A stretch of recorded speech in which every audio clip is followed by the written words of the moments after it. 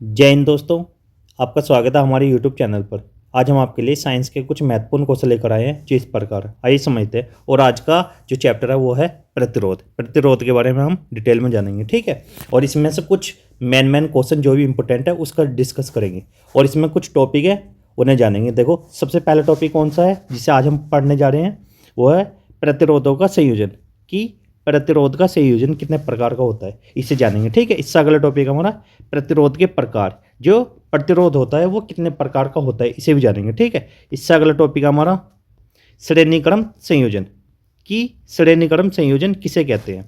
इससे अगला टॉपिक हमारा समांतर क्रम संयोजन या पार्श्व क्रम संयोजन, इसे भी जानेंगे, ठीक है। इससे अगला टॉपिक हमारा ओम के नियम। ओम का नियम किसे कहते हैं, ओम के नियम के बारे में डिटेल में जानेंगे, ठीक है। इससे अगला टॉपिक हमारा ओम के नियम का सत्यापन। यहाँ पर ये वाला क्वेश्चन इंपॉर्टेंट है, ओम के नियम का सत्यापन, ये कितनी बार पूछा गया, ठीक है।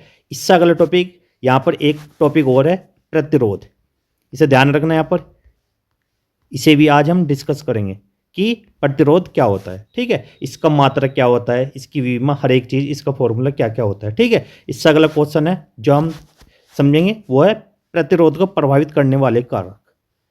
इससे अगला टॉपिक कौन सा है, प्रतिरोध को प्रभावित करने वाले कारक, इसे भी आज हम डिस्कस करेंगे और ये क्वेश्चन भी इंपॉर्टेंट है, ठीक है। इससे अगला टॉपिक हमारा विशिष्ट प्रतिरोध, इसका भी आज हम डिस्कस करेंगे, ठीक है। और आज की क्लास हम स्टार्टिंग करते हैं। और आज की क्लास स्टार्टिंग करने से पहले आज का हमारा मोटिवेशनल कोट्स, इसमें क्या है देखो, यहाँ पर समझना, पिता से ना लड़ना। यहाँ पर पिता और बेटे की बात हो रही है कि कभी भी जो बेटा है वो पिता से कभी लड़ाई ना करे, ठीक है। यहाँ पर ये बोला गया, देखो समझना है, जिस पिता ने तुम्हें बचपन से गले लगाकर पाला पोसा, उस पिता से ऊंची आवाज़ में कभी बात मत करना, क्योंकि सारी दुनिया को हराने वाला पिता अक्सर अपने बच्चों से बिना लड़े हार मान लेता है, ठीक है। यहाँ पर यही बोला गया कि कभी भी, देखो दोबारा से बताता हूँ मैं, यहाँ पर पिता से ना लड़ना। जिस पिता ने तुम्हें बचपन से गले लगाकर पाला पोसा हो, उस पिता से ऊंची आवाज़ में कभी बात मत करना। कभी भी ऊंची आवाज़ में एक तो बात नहीं करनी चाहिए, किससे, अपने पिता से, क्योंकि सारी दुनिया को हराने वाला पिता अक्सर अपने बच्चों से बिना लड़े हार मान लेता है। और यहाँ पर ये सच्चाई है कि जो पिता होता है वो अपने बच्चों से ही हमेशा हार मान लेता है जब वे ऊंची आवाज़ में बात करते हैं या कैसे भी लड़ाई करने के बाद निसरी या कुछ भी, ठीक है। तो यहाँ पर ध्यान देना कि कभी भी अपने पिता से ऊंची आवाज़ में बात मत करना, ठीक है। और आज की क्लास हम स्टार्टिंग करते हैं। और आज की क्लास स्टार्टिंग करने से पहले इसका जो मेन टॉपिक है वो कौन सा है, प्रतिरोधों का संयोजन। इसे जानेंगे कि प्रतिरोधों का संयोजन कितने प्रकार का होता है। देखो यहाँ पर समझना, यह निम्न प्रकार का होता है। पहला क्या है इसमें, फर्स्ट पॉइंट हमारा श्रेणीक्रम संयोजन। एक तो होता है जो प्रतिरोधों का संयोजन है वो दो प्रकार का होता है, एक तो श्रेणीक्रम संयोजन, एक होता है समांतर क्रम संयोजन। सबसे पहला टॉपिक कौन सा है इसमें, श्रेणीक्रम संयोजन, इसके बारे में पढ़ेंगे। श्रेणीक्रम संयोजन, ठीक है। इस प्रकार के संयोजन में पहले प्रतिरोध का दूसरा सिरा दूसरे प्रतिरोध के पहले सिरे से और दूसरा सिरा तीसरे प्रतिरोध के पहले सिरे से जुड़ता है और यह क्रम निरंतर चलता रहता है। इस क्रम को श्रेणीक्रम संयोजन कहते हैं, ठीक है। यहाँ पर समझना, देखो मैं समझाता हूँ। यहाँ पर देखो, यहाँ पर ये मान के चल रहा है कि तीन प्रतिरोध मान लिया हमने, यहाँ पर एक ही ले लिया, एक प्रतिरोध ये है और एक प्रतिरोध ये वाला, ठीक है। अब यहाँ पर क्या बोला, देखो कि पहले प्रतिरोध का दूसरा सिरा, जो पहला प्रतिरोध है ये पहला प्रतिरोध हो गया, इसका दूसरा सिरा ये वाला दूसरे प्रतिरोध के पहले सिरे। अब इसका जो दूसरा प्रतिरोध है ये वाला है, ये R2 मान लो यहाँ पर, ये R1, ये R3। इसका जो R1 का जो पहला सिरा ये वाला है और R1 का जो दूसरा सिरा ये वाला, ठीक है। R2 का पहला सिरा ये और R2 का जो दूसरा सिरा ये वाला, और R3 का जो पहला सिरा है ये वाला है और R3 का दूसरा सिरा ये वाला, ठीक है। यहाँ पर ये बोला कि जो R1 का जो पहला सिरा है, देखो जो R1 है इसका जो दूसरा सिरा कौन सी, ये वाला, और R2 का पहले सिरे से आपस में क्या है, ये दोनों आपस में जुड़े होते हैं। एक तो यहाँ पर ये बात हो रही है, और R2 का जो दूसरा सिरा ये वाला R3 का पहले सिरे से आपस में जुड़े होते हैं, उसे क्या बोलते हैं हम, श्रेणीक्रम संयोजन बोलते हैं यहाँ पर, ठीक है। देखो दो बार से बताता हूँ मैं इसे। समझना यहाँ पर क्या है, देखो जैसे ये ले लिया हमने यहाँ पर प्रतिरोध, एक ही लिया, एक प्रतिरोध ये वाला ले लिया हमने, ठीक है, एक ये वाला प्रतिरोध, ठीक है। जो R1 है ये R2, ये R3, R1 R2 R3। जो पहला प्रतिरोध है इसका दूसरा सिरा ये वाला, और R2 के पहले सिरे से क्या है जुड़ा हुआ रहता है ये वाला आपस में ये, और R2 का जो दूसरा सिरा और R1 का जो R3 का पहले सिरे से आपस में जुड़े होते हैं। इसे बोलते हैं क्या, श्रेणी क्रम संयोजन, ठीक है। यहाँ पर यही बताया गया कि श्रेणी क्रम संयोजन किसे कहते हैं। देखो इसमें समझना यहाँ पर प्रत्येक प्रतिरोध में धारा का मान समान होता है। जो ये वाला प्रतिरोध है इसमें धारा का मान समान है, इसमें भी और इसमें भी, तीनों में क्या है जो धारा का मान समान है। यहाँ पर इस चीज़ को ध्यान रखना। और विभवांतर का मान अलग अलग होता है। इस वाले में जो वोल्टेज है वो अलग है, और इस वाले में वोल्टेज अलग है, और इस वाले में भी वोल्टेज अलग है। इन तीनों में अलग अलग वोल्टेज है, ध्यान रखना इसमें, ठीक है।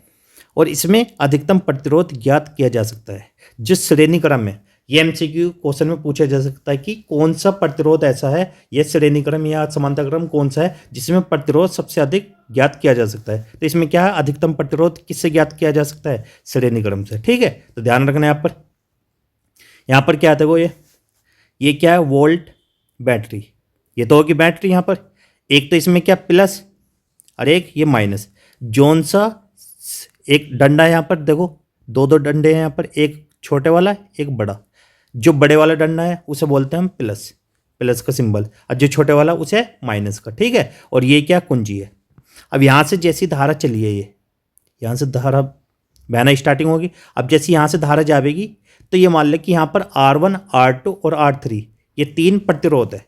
अब जैसे ही R1 में से धारा जाएगी तो यहाँ से भी क्या रहेगी, I धारा, और R2 में से भी I धारा रहेगी, और R3 में से भी I धारा रहेगी। और ये ऐसा होते हुई नीचे यहाँ पर कुंजी से होती हुई फिर से नेगेटिव सिरे में चली जाएगी, ठीक है।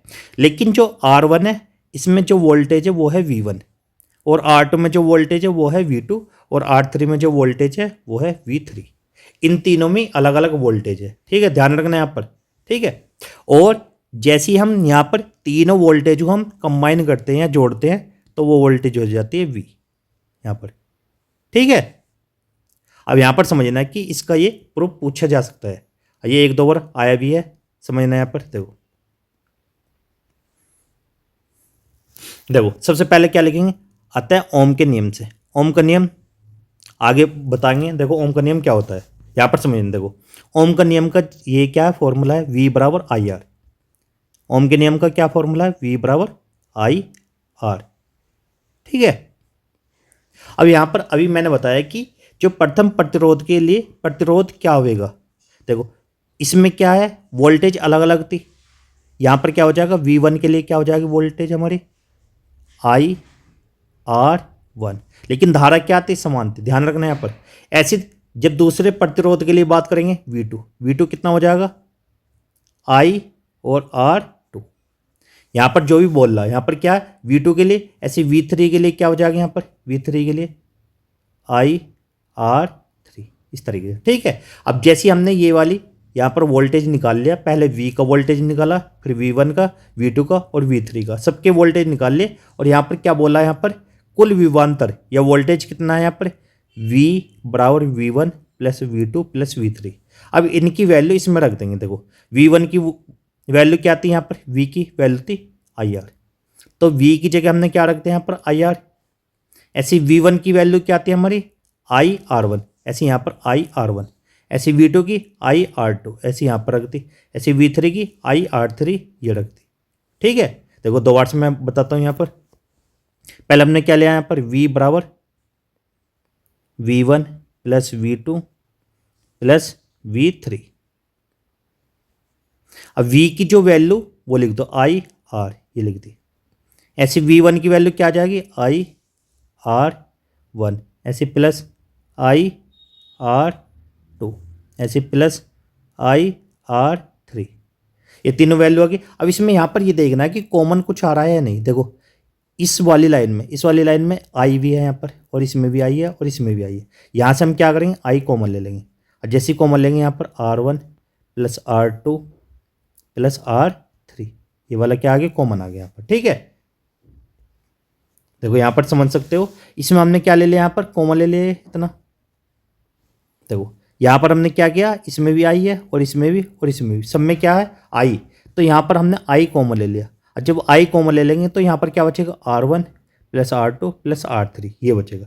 और इस साइड भी आई है और इस साइड भी, ये दोनों आपस में क्या है, ये कट जाएंगे आई से आई, तो यहाँ पर क्या बचेगा R, और यहाँ पर R1 plus R2 plus R3। जब भी ये फॉर्मूला पूछा जाएगा कि श्रेणी क्रम का जो फॉर्मूला है वो कौन सा है, वो है R बराबर R1 plus R2 plus R3। इसमें और भी हो सकते हैं, ठीक है, ध्यान रखना यहाँ पर। जैसे यहाँ पर R बराबर क्या हो सकता है, R1 plus R2 plus R3 plus R4, इस तरीके से हम कितने भी जोड़ सकते हैं संयोजन में। यहाँ पर क्या है, श्रेणी क्रम संयोजन, ठीक है, ध्यान रखना। ये क्वेश्चन पूछा जा सकता है और अच्छे से इसे नोट भी कर लेना। और इसके ऊपर MCQ क्वेश्चन भी आ सकता है, या हमेशा इनके ऊपर क्या क्या क्वेश्चन आते हैं, एक तो न्यूमेरिकल क्वेश्चन जिसे बोलते हैं आंकिक प्रश्न, एक तो इस वाले जो ये वाला फॉर्मूला है इस पर आते हैं, एक और होता है समांतर क्रम, ठीक है, उन्हें भी समझाएंगे। लेकिन पहले इन वाले फॉर्मूले को अच्छे से अपनी कॉपी में नोट कर लेना और याद भी कर लेना, ठीक है, कि R बराबर क्या होता है, R1 plus R2 plus R3, ठीक है, ध्यान रखना यहाँ पर। इससे अगला टॉपिक हमारा कौन सा है, समांतर क्रम संयोजन। देखो यहाँ पर क्या बोला, समांतर क्रम संयोजन या पार्श्व क्रम संयोजन, दोनों नाम सेम ही है, या तो इस वाले नाम से आ सकता है पार्श्व क्रम संयोजन या समांतर क्रम संयोजन, ठीक है। जब प्रतिरोधों को समांतर क्रम या पार्श्व क्रम में संयोजित करते हैं तो इसे समांतर क्रम संयोजन कहते हैं। तो यहाँ पर ये बोला कि जब प्रतिरोधों को समांतर क्रम का मतलब क्या है, जैसे एक तो होता है ये श्रेणी क्रम, जैसे इस तरीके से जैसे हम जोड़ते हुए जाएंगे, ये तो होता है श्रेणी क्रम, ये वाला क्या श्रेणी क्रम है। लेकिन समांतर क्रम कैसे होता है, देखो ये रहा यहाँ पर, ये क्या है यहाँ पर,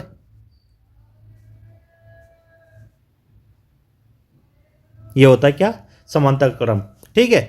यहाँ पर हो सकता है 3 ओम हो, यहाँ पर 4 ओम, यहाँ पर 5 ओम, इस तरीके से, इसे क्या बोलते हैं हम, समांतर क्रम संयोजन, ठीक है। समांतर क्रम संयोजन में प्रत्येक प्रतिरोध के सिरों पर विभवांतर समान होता है। इसमें क्या है, विभवांतर का मान समान है, इसमें भी V वोल्टेज है और इसमें भी, और इसमें सब में क्या V वोल्टेज है, परंतु उनमें धारा भिन्न भिन्न होती है। इनमें क्या, जो धारा का मान है वो अलग अलग है सभी में, ठीक है। यहाँ पर समझना, देखो ये क्या है, V वोल्ट की बैटरी है, जो इसका ये बड़े वाला डंडा है उसे क्या बोलते हैं हम, पॉजिटिव, और छोटे वाले को नेगेटिव। अब यहाँ से जैसे ये कुंजी ऑन करते हैं हम इसे, तो यहाँ से ये धारा चलती है, धारा चलने के बाद यहाँ पर, यहाँ से चली है और यहाँ से जाने के बाद, अब देखो यहाँ पर क्या, इसके लिए जो धारा के लिए 3 रास्ते आ गए। अब तीनों रास्ते में अलग अलग धारा जाएगी। जब तीनों रास्तों में अलग अलग धारा जाएगी तो धारा के नाम भी हम अलग अलग ही मानेंगे, ठीक है। जो सबसे ऊपर है उसे मान लेते हैं हम I1, देखो यहाँ पर I1 है, नीचे I2 और सबसे नीचे वाले में I3। इनमें क्या धारा का मान क्या अलग अलग हो गया यहाँ पर तीनों में, लेकिन जो प्रतिरोध है वे भी 3 ही लिए हमने, R1 और R2 और R3। जब भी इस तरीके से प्रतिरोध रहते हैं तो उन्हें बोलते हैं समांतर क्रम। और जब धारा का मान तीनों जगह बढ़ जाएगा या 2 जगह या 4 जगह जो भी है, तब भी हम क्या मानेंगे उसे, समांतर क्रम संयोजन, ठीक है। अब जैसे यहाँ से ये I1 और I2 और I3 अब इस वाले पॉइंट में फिर से मिलेंगे यहाँ पर, जब यहाँ से मिलेगी फिर से धारा सिंगल हो जाएगी यहाँ पर, और सिंगल होने के बाद यहाँ से फिर से ये नेगेटिव पॉइंट में समाप्त हो जाएगी, ठीक है। और जो ये वोल्टेज है, वोल्ट मीटर है, वो क्या है, V कुल। तो इसमें यहाँ पर क्या, देखो यहाँ से समझ लेना, देखो जब हम पहले प्रतिरोध की बात करेंगे तो क्या लिखेंगे, देखो V बराबर क्या होता है, IR, ये होता है हमारा ओम का नियम, यही तो होता है V बराबर IR। लेकिन हमें यहाँ पर किसकी वैल्यू निकालनी है, यहाँ पर निकालनी है हमें I1 की, फिर I2 की, फिर I3 की। तो I1 की वैल्यू कैसे निकालेंगे, देखो V बराबर क्या होता है, अभी लिखा मैंने V बराबर IR, ये होता है। लेकिन यहाँ से I की जैसी वैल्यू निकालते हैं तो जो ये I है ये तो यहीं पर आएगा, R इसके नीचे चला जाएगा यहाँ पर, तो क्या हो जाएगा, V बराबर V/R, ये हो जाएगा बराबर क्या, I। जब हम 1 की बात करेंगे तो यहाँ पर 1 लेंगे हम, लेकिन वोल्टेज क्या सब में समान है तो R1 लेंगे यहाँ पर। ऐसी I2 बराबर V ऐसे रहेगा, नीचे R2, इस तरीके से लिखेंगे। जब I3 की बात करेंगे V/R3 I3, ठीक है, इस तरीके से यहाँ पर समझना आप। देखो ये क्या ओम के नियम से देखो सबसे पहले यही बताया गया है कि V बराबर क्या होता है यहाँ पर आई आर, ये लिख दिया हमने आई आर, ये लिख लिया। ठीक है, अब यहाँ से हमें क्या आई की वैल्यू निकालनी, आई बराबर क्या हो जाएगा, ये आर इसके नीचे चला जाएगा यहाँ पर। ठीक है, तो V बराबर V अपॉन क्या हो जाएगा आर, ये हो गया। जब हम I1 लिखेंगे तो I1 बराबर क्या हो जाएगा, वोल्टेज सभी में समान है, V ऐसे रहेगा यहाँ पर R1, ये लिख लिया हमने। ठीक है, जब I2 की बात करेंगे, I2 बराबर क्या हो जाएगा V अपॉन R2, I3 की बात करेंगे तब क्या हो जाएगा V अपॉन R3, ये लिख लिया हमने। ठीक है, तीनों पॉइंट इस तरीके से लिखने के बाद यहाँ पर क्या है, अब धारा की बात करेंगे कि कुल धारा कितनी हो, I हो, तो I बराबर क्या हो जाएगा I1 plus I2 plus I3, इस तरीके से। ठीक है, यहाँ पर क्या बोला, जब धारा I हो तो I बराबर I1 plus I2 plus I3, ये लिख लिया। अब I1 का मान क्या है, यहाँ पर I का मान पहले यहाँ पर V अपॉन आर, ये लिखेंगे V अपॉन आर, ये लिख लिया। I1 का मान क्या था हमारा, I1 का ये है V अपॉन R1, ऐसे यहाँ पर क्या हो जाएगा V upon R2 plus V upon R3, ये लिख लिया। ठीक है, अब इसमें क्या कॉमन आ रहा है, देखो सब में V कॉमन है, तो यहाँ से हम क्या करेंगे V कॉमन ले लेंगे, तो यहाँ पर क्या बचेगा 1 अपॉन R1, ऐसी 1 upon R2 plus 1 upon R3, ये लिखेंगे। और यहाँ पर क्या V अपॉन R है ये। ठीक है, V से V कट जाएगा यहाँ पर। ठीक है, ये कट गया, तो यहाँ पर क्या बचेगा 1 अपॉन R बराबर 1 upon R1 plus 1 upon R2 plus 1 upon R3, इस तरीके से बचेगा। ठीक है, तो यही क्या था ओम का नियम, ओम का नियम नहीं सॉरी, यहाँ पर ये था समांतर क्रम संयोजन, इसे बोलते हैं। जब भी यहाँ पर समांतर क्रम संयोजन की बात होगी, देखो यहाँ पर ये स्क्वायर के फॉर्म में लिख रहा है, तो यहाँ पर क्या लिखना आपको 1 अपॉन R बराबर 1 upon R1 plus 1 upon R2 plus 1 upon R3। ठीक है, इस तरीके से लिखना, देखो 1 अपॉन R बराबर 1 upon R1 plus 1 upon R2 plus 1 upon R3, इस तरीके से। अब मैंने दो नियम बता चुका हूँ, एक तो पहला क्या था श्रेणी क्रम संयोजन, श्रेणी क्रम संयोजन का जो फॉर्मूला था वो था R बराबर क्या होता है, दोबारा से देखना है यहाँ पर R1 plus R2 plus R3। जब भी समांतर क्रम की बात होगी 1 अपॉन R बराबर क्या हो जाएगा 1 upon R1 plus 1 upon R2 plus 1 upon R3। ठीक है, जब समांतर की बात आवेगी तो ऊपर 1 आ जाएगा यहाँ पर, इस तरीके से। जब श्रेणी की बात आवेगी तो कोई 1 नहीं रहने का ऊपर। ठीक है, इस तरीके से। यहाँ पर जो ये R1 लिख रहा है ना, ये नीचे है यहाँ पर, समझना यहाँ पर इस तरीके से, ऐसे यहाँ 2 ये नीचे है, R3 भी नीचे है। ठीक है, जैसे यहाँ पर इसमें लिख रहा है, तो अच्छे से लिखना इसे और कोई गलती मत करना। ठीक है, और अगले क्वेश्चन की तरफ हम चलते हैं। अगला क्वेश्चन क्या हमारा ओम का नियम, ये भी क्वेश्चन कितनी बार पेपर में पूछे जाता है, ओम का नियम क्या होता है। ठीक है, ओम का नियम समझते हैं। देखो सबसे पहले क्या ओम का नियम, यदि किसी चालक तार की भौतिक अवस्थाएं जैसे लंबाई, ताप, दाब, क्षेत्रफल में कोई परिवर्तन न किया जाए, तब इस नियम के अनुसार किसी चालक तार के सिरों के बीच उत्पन्न विभवांतर V उसमें प्रवाही धारा I के समानुपाती होता है। अब यहाँ पर समझते हैं, इसमें क्या बोला, इसमें एक तो ये बोला कि जो चालक तार है उसकी भौतिक अवस्थाएं, एक तो लंबाई, एक ताप, एक दाब, एक क्षेत्रफल में कोई परिवर्तन न किया जाए। हमने एक तार ले लिया और तार वो सेम ऐसा कैसे लेनी चाहिए, ना तो इसकी लंबाई में परिवर्तन होना चाहिए कि लंबाई बढ़ा दी, ना तो इसका टेम्परेचर ज़्यादा करना चाहिए, ना ही प्रेशर, और ना ही क्षेत्रफल ज़्यादा, कि तार पहले 1 मीटर लंबा तय हो फिर करते हमने 2 मीटर लंबा, ऐसे नहीं होना चाहिए। और इसकी मोटाई भी बिल्कुल सेम ऐसी की ऐसी होनी चाहिए। तो यहाँ पर यही बोला, किसी चालक तार के सिरों के बीच उत्पन्न विभवांतर V उसमें प्रवाही धारा I के समानुपाती होता है। जब भी ऐसा होएगा, एक तो लंबाई, ताप, दाब, क्षेत्रफल में कोई परिवर्तन न हो, तब ऐसा होता है कि जो चालक तार है उसमें जो विभवांतर है V और उसमें प्रवाही धारा जो I है, आपस में क्या है, एक दूसरे के समानुपाती होते हैं। ठीक है, ये रहे यहाँ पर V समानुपाती I। और जब भी ये वाला जो समानुपाती का चिन्ह है ये हटता है तो कोई ना कोई नियतांक आता है। तो तो नियतांक यहाँ पर क्या आ गया आर, तो वी बराबर क्या हो गया यहाँ पर आर आई।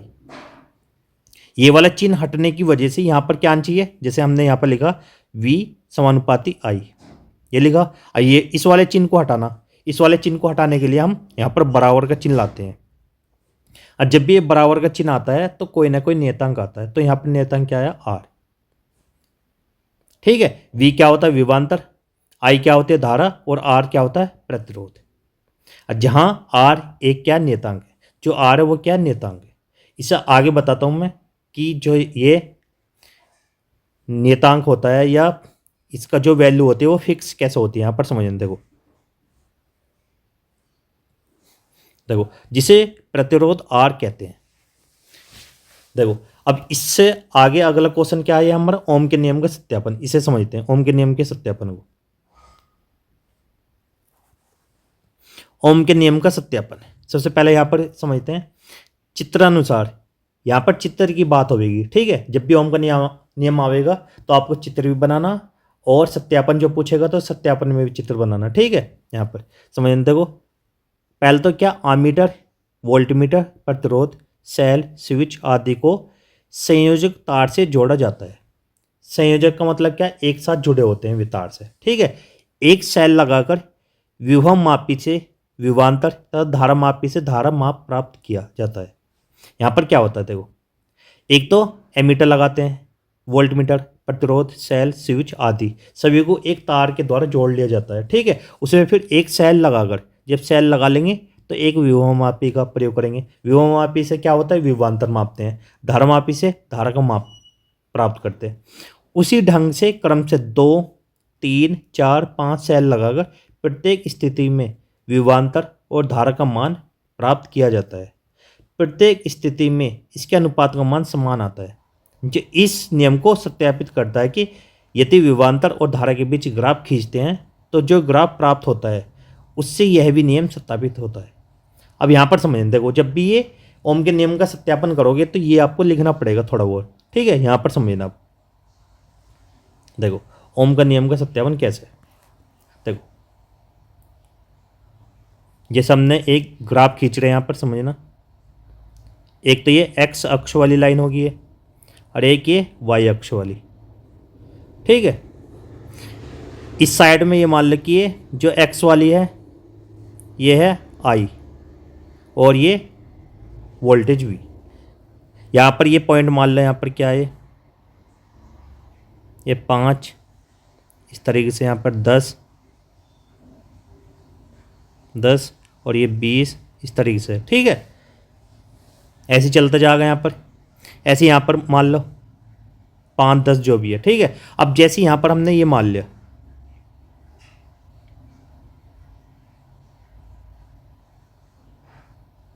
V और I।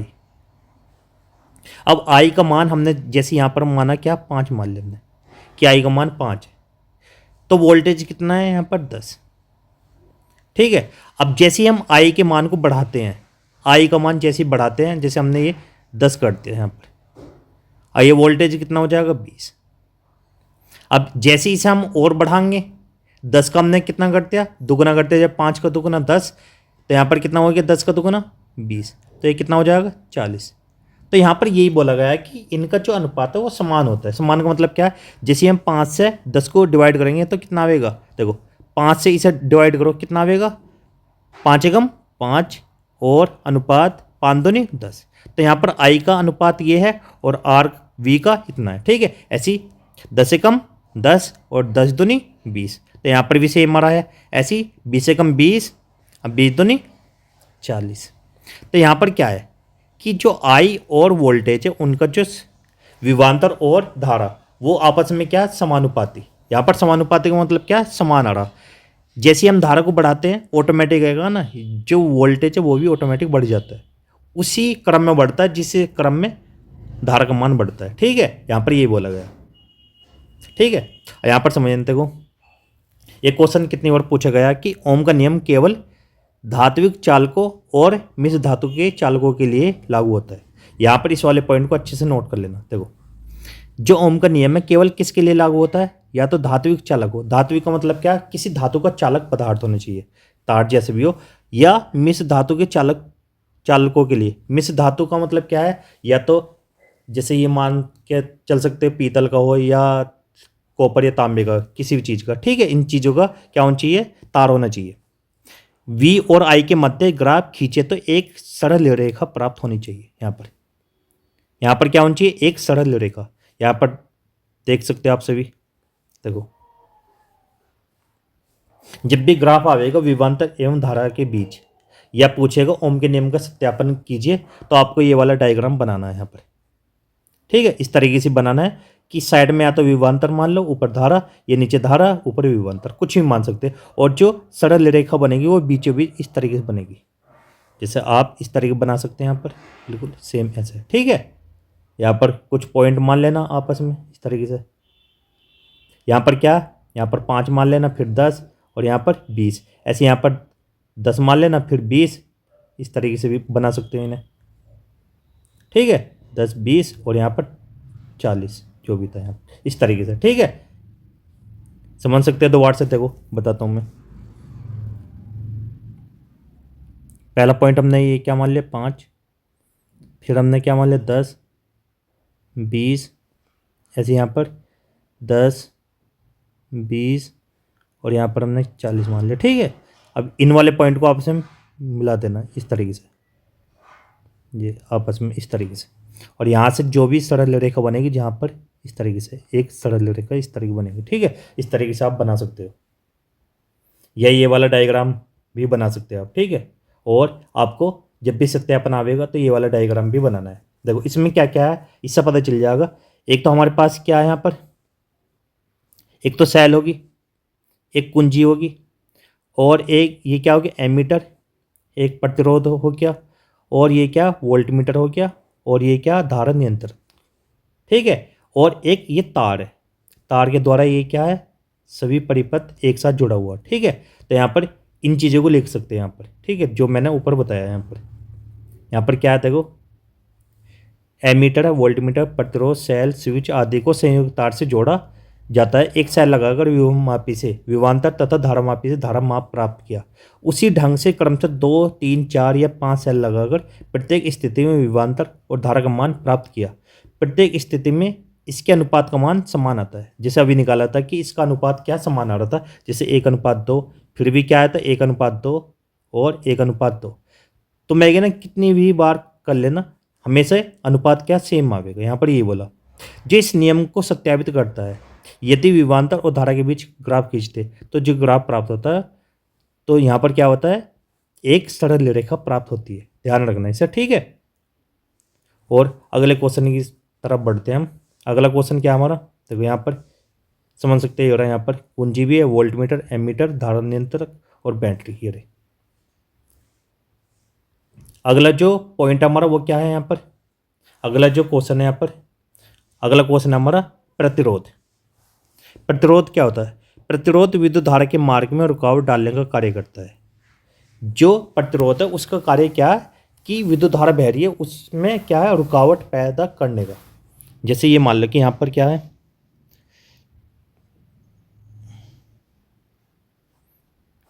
यहाँ पर क्या है एक प्रतिरोध लगाते हमने, ये लगाते हैं, ठीक है, इस तरीके से। यहाँ पर ये क्या है, ये कोई बैटरी है V वोल्ट, ठीक है। अब इससे यहाँ से धारा चली, धारा जाने के बाद यहाँ पर टकराई, टकराने के बाद सीधी यहाँ पर क्या है प्रतिरोध R। अब जैसे यहाँ पर पहुँची धारा, धारा पहुँचने के बाद सीधे ये क्या काम करेगा, इस धारा को रोक लेगा।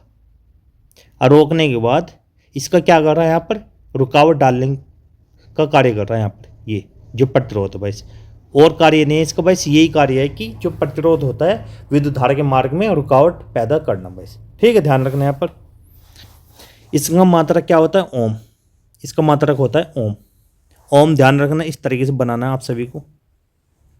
ओम के नियम से, ओम का नियम क्या है, R = V/I। यहाँ पर जब भी हम R की वैल्यू निकालते हैं, या R का जो मात्रक है, R के मात्रक 2 3 है यहाँ पर समझना। देखो एक तो मात्रक क्या R का मात्रक हो गया ओम, एक तो ये हो गया। दूसरा मात्रक क्या है यहाँ पर V को काय में मापते हैं हम, वोल्ट में, वोल्ट। अपॉन आई से एम्पियर। तो यहाँ पर दो इसके मात्रक हैं। पहला मात्रक क्या है इसका, ओम, दूसरा क्या, वोल्ट अपॉन एम्पियर।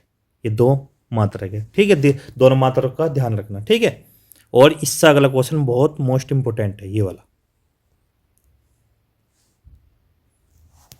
यहां पर क्या है, प्रतिरोध को प्रभावित करने वाले कारक। ये कई बार क्वेश्चन पूछा गया, ठीक है, ध्यान रखना। यहाँ पर पहला क्या है, यहाँ पर लंबाई। लंबाई के बारे में जब भी बात होगी, तार की लंबाई बढ़ाने पर प्रतिरोध का मान बढ़ता है। अब जैसे ही हम किसी कारण तार की हमने लंबाई बढ़ा दी, ये तार इतना था 1 मीटर, फिर उसके बाद हमने ये करते 2 मीटर का तार, ये करते हमने 2 मीटर। जब भी हमने 2 मीटर का तार किया तो इसमें क्या है, जैसे हमने लंबाई बढ़ाई, पहले लंबाई ये थी, अब ये लंबाई होगी ये। यहाँ पर जैसे हमने लंबाई बढ़ाई तो इसका क्या है, जो प्रतिरोध है वो भी ऑटोमेटिक बढ़ता है, ठीक है। तार की लंबाई जैसे हम बढ़ाते हैं तो प्रतिरोध का मान भी बढ़ता है। जैसे हम यहाँ पर तार की जो लंबाई है 5 गुना करेंगे तो प्रतिरोध भी उतना ही हो जाएगा 5 गुना, इस तरीके से, ठीक है। जितना हम लंबाई बढ़ाते हैं उतने ही प्रतिरोध का मान भी बढ़ता है। तो ध्यान रखना, यहाँ पर क्या है, ये तार की लंबाई बढ़ाने पर प्रतिरोध का मान बढ़ता है। तो इस सवाल इससे समझ में आ रहा है कि आर समानुपाती क्या है, एल के। जैसे ही हम लंबाई बढ़ाते हैं तो ऑटोमेटिक तार की लंबाई बढ़ाने पर प्रतिरोध का मान भी बढ़ता है, ठीक है। अगला पॉइंट है हमारा अनुप्रस्थ काट का क्षेत्रफल। यहाँ पर क्या, अनुप्रस्थ काट का क्षेत्रफल घटाने पर प्रतिरोध का मान बढ़ता है। अब जैसे हम क्षेत्रफल घटाएंगे तो प्रतिरोध का मान बढ़ेगा, यहाँ पर उल्टा है। यहाँ पर क्या है, आर व्युत्क्रमानुपाती बोल सकते हैं, 1/a। अब जैसे हम इसका मान बढ़ाते हैं तो ये घटेगा, इसका मान घटाते हैं तो ये बढ़ जाएगा, उल्टा होता है, हमेशा ध्यान रखना, ठीक है। यहाँ पर इसका मतलब क्या है, जैसे ये तार है, तार की मोटाई ये है, ये वाला तार है यहाँ पर। अब जो ये वाली तार की जो मोटाई है, इस वाली मोटाई को जैसे ही हम कम करते हैं तो प्रतिरोध का मान बढ़ जाएगा। और जैसे ही इस तार की जो ये मोटाई है और ज़्यादा करेंगे तो ये ऑटोमेटिक क्या हो जाएगा, कम हो जाएगा। यहाँ पर उल्टा ध्यान रखना इन चीज़ों को। यहाँ पर ये पॉइंट पूछे जाते हैं बार बार। अगला पॉइंट हम ताप पर। ताप बढ़ाने पर प्रतिरोध का मान बढ़ता है। अब जैसे हम टेम्परेचर बढ़ाएंगे तो ऑटोमेटिक क्या होता है, प्रतिरोध का मान बढ़ता है, ठीक है। लेकिन अपवाद यहाँ पर पूछा जा सकता है कि अपवाद क्या है, यहाँ पर कार्बन के लिए संभव नहीं है, ठीक है, ध्यान रखना।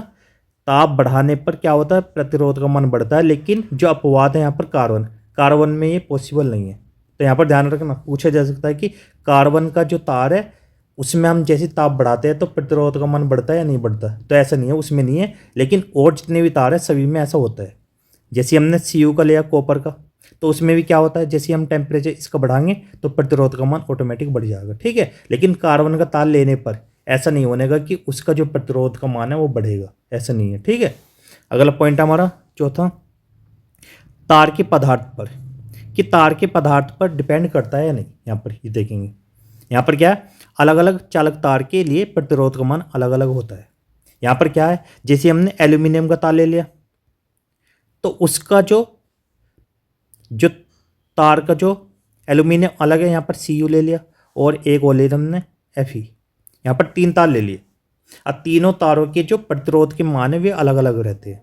इसका अलग रहेगा और इसका सबके अलग अलग है। यहाँ पर ये नहीं कि जो एल्यूमिनियम का जो प्रतिरोध है वही इसका रहेगा, Cu का, सबके क्या अलग अलग मान रहेंगे प्रतिरोध के। यहाँ पर ये बोला कि तार के पदार्थ पर अलग अलग चालक तार के प्रतिरोध का मान अलग अलग होता है।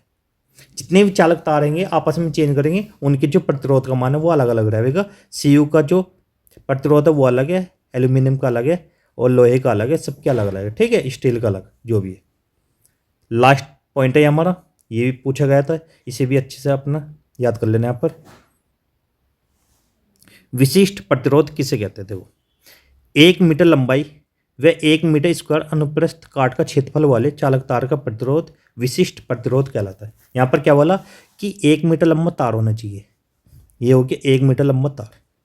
इसका जो क्षेत्रफल है, क्षेत्रफल कितना, इसकी जो मोटाई है वो कितनी होनी चाहिए, इतनी होनी चाहिए जितनी इसकी लंबाई है, दोनों। अनुप्रस्थ काट का क्षेत्रफल वाले, जब 1 मीटर लंबा तार रहेगा और इसकी जो अनुप्रस्थ काट का क्षेत्रफल है वो भी कितना होना चाहिए, 1 मीटर स्क्वायर, ठीक है। उसे बोलते हैं चालक तार का विशिष्ट प्रतिरोध, ठीक है। यहाँ पर 1 मीटर लंबा तार होना चाहिए, 1 मीटर स्क्वायर क्या होना चाहिए, उसका क्षेत्रफल होना चाहिए, उसे बोलते हैं विशिष्ट प्रतिरोध। यहाँ पर इसे पॉइंट को ध्यान से समझना कि आर पहला क्या है ये, देखो ये मैंने पहले पॉइंट बताया कि लंबाई तार के समानुपाती होती है। जैसे हम लंबाई को बढ़ाते हैं तो तार का जो प्रतिरोध है वो भी बढ़ता है।